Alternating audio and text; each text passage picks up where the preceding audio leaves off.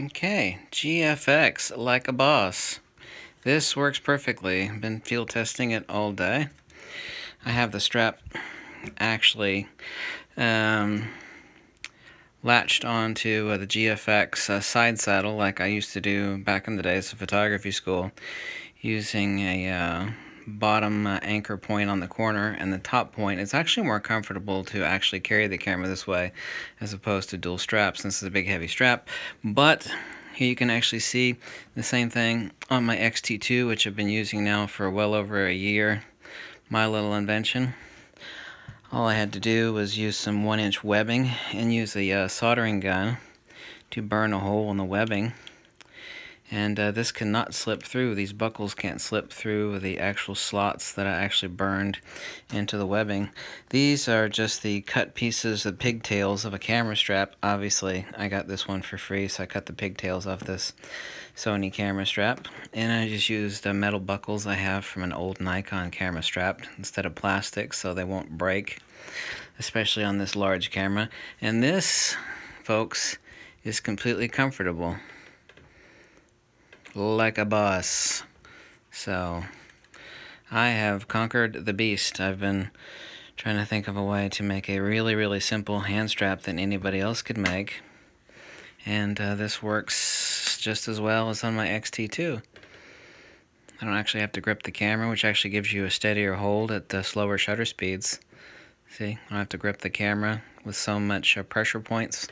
The more you grip something, same thing in archery lessons, the more you're actually torquing something. The tighter you hold it, the more you're torquing something.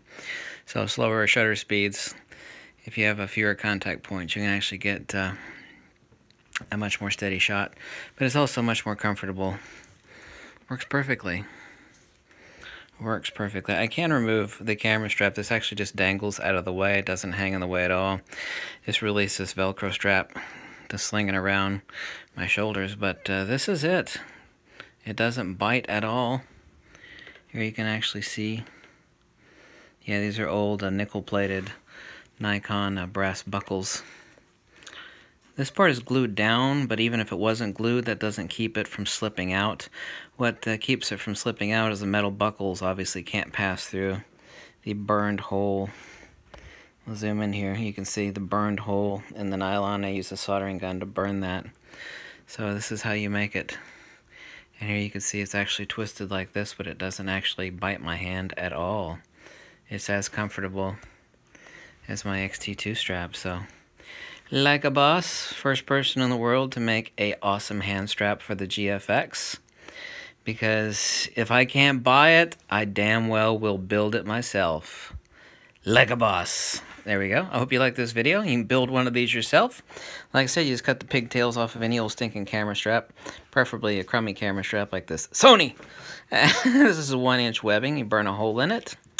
And you don't have to use metal buckles, but I like the brass old metal buckles. They're a lot tougher stuff than the plastic buckles, especially for this big-ass camera. I have this camera insured regardless, but yeah, if you like this video, drop me a buck or two. Tell me to jump off a cliff. By the way, also, too, if you have the vertical grip, you can actually make a loop down here, forgetting about the hand strap. This is actually, on larger medium format cameras, is a more comfortable way to pack your medium format camera, is side saddle like this. This anchor point to this anchor point. Don't believe me? Just trust me. Do it once. And you'll be like, oh my God, he's right. I used to do this back in the day. Larger cameras, this is more comfortable than here and here. It just is. Take my word for it. Try it out yourself. Okay? Okay? Thanks for watching, and bye.